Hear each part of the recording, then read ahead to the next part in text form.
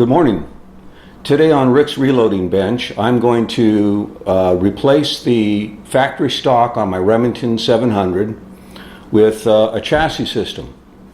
Now, I'm sure that those of you that read on a regular basis the American Rifleman or Guns and Ammo, or if you do any online videoing for precision shooting, you probably notice that these guys now are shooting with chassis systems. They're predominantly all chassis systems. And it doesn't matter what caliber you shoot, or whether you shoot 100 yards or 1,000 yards or anywhere in between. Okay, the potential for increased accuracy is evident in these chassis systems. And the primary reason is that of their rigidity. These things have no flexing in them at all. They're very, very rigid, and that absolutely makes a difference when you're trying to get some small groups.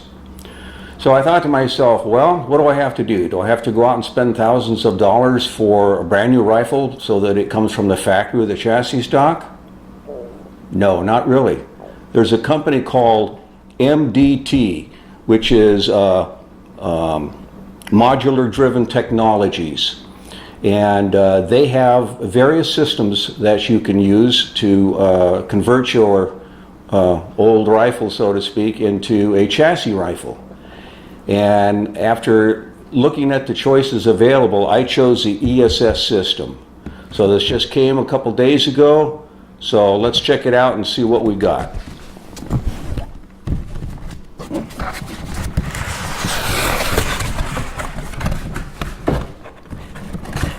Okay, the first one is a skeleton rifle stock.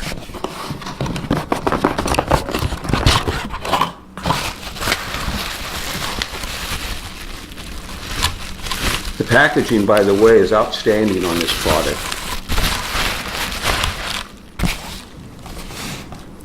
Okay, this is the chassis stock and the butt stock, and it has an adjustable cheek well. This is nice rubber. It's not plastic, it's rubber. And you've got adjustable end of pull on it, as well as adjustable cheek rise. So you can just crank this sucker up as much as you want. You can also rotate it from side to side if you're into doing something like that, if you find that that really works. You've got a sling point on the bottom. You've got sling points here and sling points here. And it attaches right here into the stock. So this is really a well-made stock. It's butt stock. It's made, or it's finished in Cerakoted flat dark earth, and it's solid. It's really good. Okay, let's move on now to what do we got here? Okay, this is a base. All right, and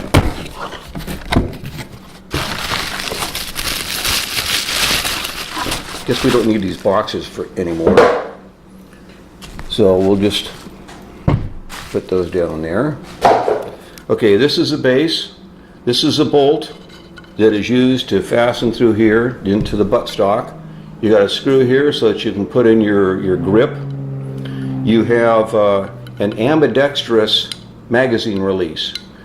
And I had modified my Remington 700 and had Badger Ordnance back east modify my rifle so that it could accept a detachable magazine. But for those of you that still have the hinged floor plates, once that comes off and this sucker sits in here, you now have a detachable magazine, and it's great. It's got nice grip area in here. Again, Cerakoted flat dark earth, really machined well, and has thumb ramps on here for your thumb when you're shooting, which we'll explain later. So these are made out of aluminum, a very, very strong aluminum. There's no flexing in them. The machining on this is absolutely flawless. You got your two holes here for mounting your action screws, and yeah, these are the action screws right here. And last but not least, we have the fore end. Now they have various types of fore ends. Some with rails, some with no rails. You can either get them in the 12-inch length, 15 or 18-inch length. And I didn't want any rail on mine, and I chose the 18-inch overall length because I've got a 26-inch fluted barrel with a muzzle brake on it. So I wanted the bipod to be out as far as possible. Again, you have quick release swivel snaps here for slings, and this is where the bipod adapter or bipod will mount. These 3 screws here will fit into this system in a manner like that. So we'll have to take those out and bolt them in. But again, it's all M-lock. You got M-locks top, bottom, side, all 4 sides, so you can go crazy if you want to. And that's pretty much that. A little bit of wrapping paper and a receipt.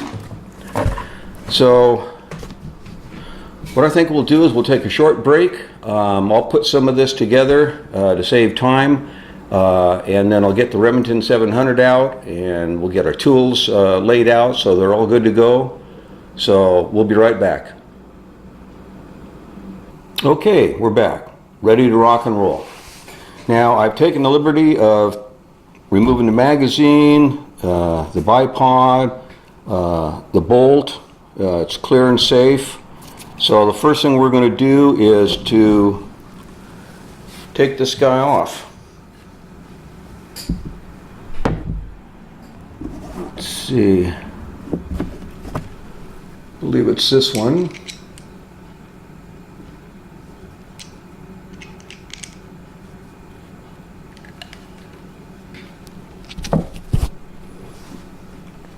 It would help if I'd have it put in the first place.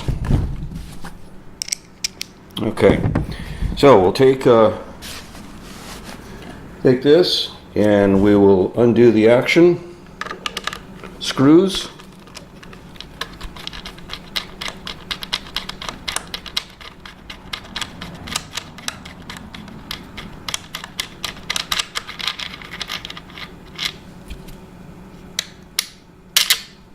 That's the rear one.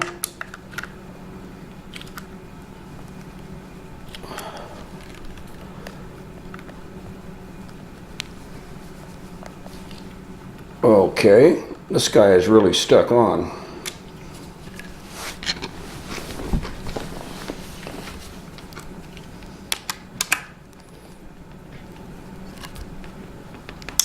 There we go. We broke.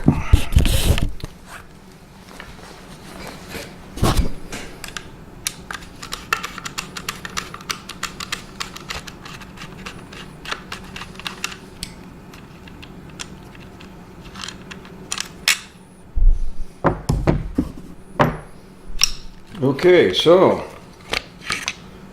this comes out. We'll set the action down. We won't need the stock anymore, so we'll go ahead and set it down. And now we'll proceed to put it in a new chassis. Now I went ahead and I bolted on the buttstock to save time. And so what we'll do now is drop this in.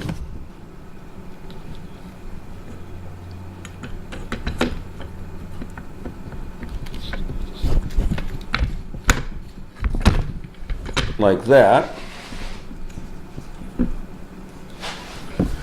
And we'll go ahead and get this first one situated. We'll start it.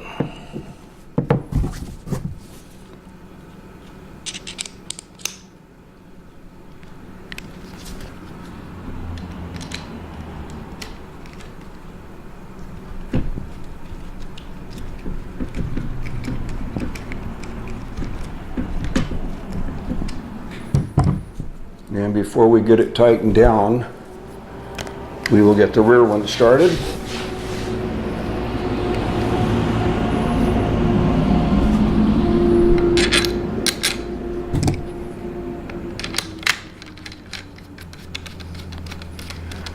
Now, Remington will tell you that for their action screws, they want to see 50 pounds on each screw, rear and the front. And that's for standard stock.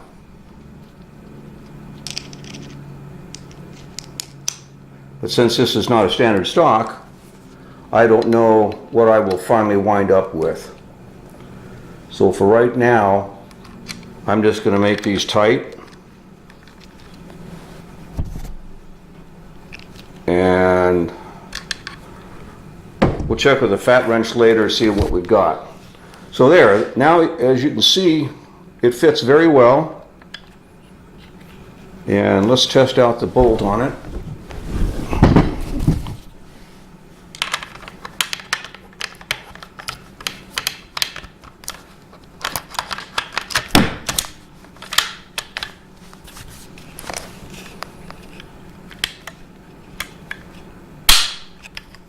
Works fine. Okay, so let's go ahead and put the forearm on. Now you have to have the rifle installed, the barrel installed, before you move on to the forearm, because it's going to slip over it.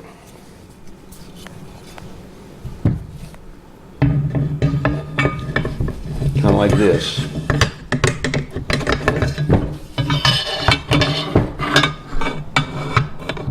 Okay, and then there are 3 screws,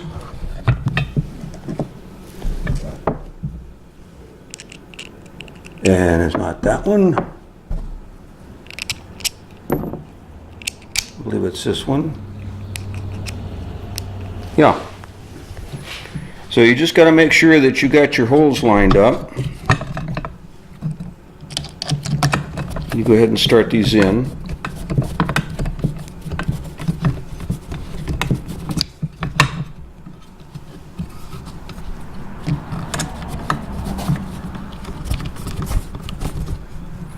That's the first one. I'm not going to snug them up just yet. I want to get them all going.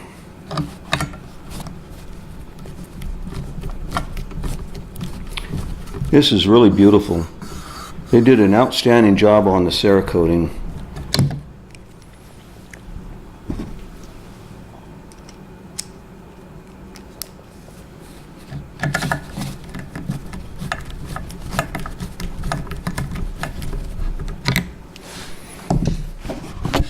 All right, so basically, we're about 99% done.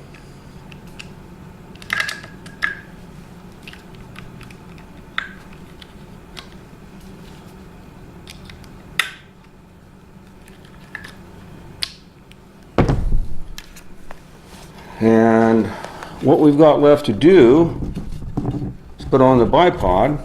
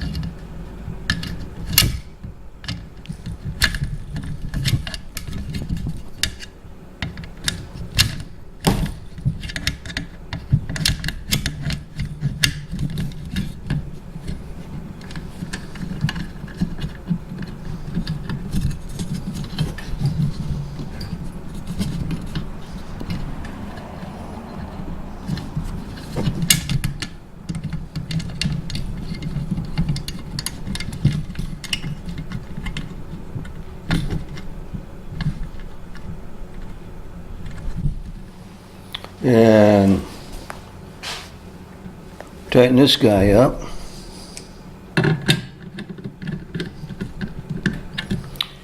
Figures Let's see. That's good enough for right now.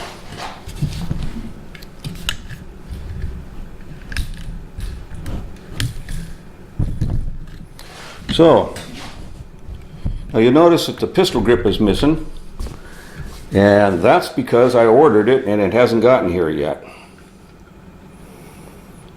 So,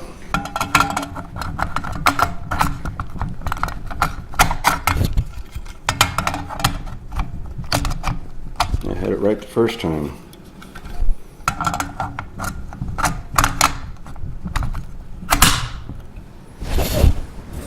Now, one thing on these, okay, we'll cycle it through. Safety's on, doesn't fire, safety's off, fires. Now, one thing you'll notice is that when you go to drop the magazine, sometimes it will fall out on its own, or it just may hang there, in which case you just go ahead and push it in. But that falls out perfectly. And this is just a standard AI magazine.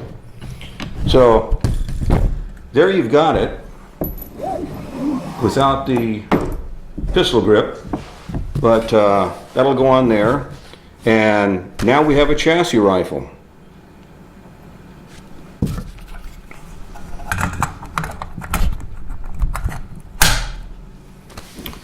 So we'll take this out to the range this coming Friday and put it through its paces, make sure everything is adjusted tight. Oh yeah, I'll take it in Monday and I'll get the scope re-zeroed in case it went off a little bit, which I anticipate it'll go off a little. And basically that's it. It's a very clean looking rifle, and should be a hoot to shoot. So like I said, we'll test it out. We'll come back, we'll do a field report on it and let you know how it goes. And once again, MDT, Modular Driven Technologies, is the company that makes this chassis setup. They have various types. This is called the ESS chassis, and it just happens to be the one that looked good to me. And I'm happy I got the 18-inch forearm so that I got this bipod out. So anyway, that takes care of this conversion. If you know anyone that wants an old stock, let me know. And until we see you next time, stay safe, take care, and vote Republican. Thank you.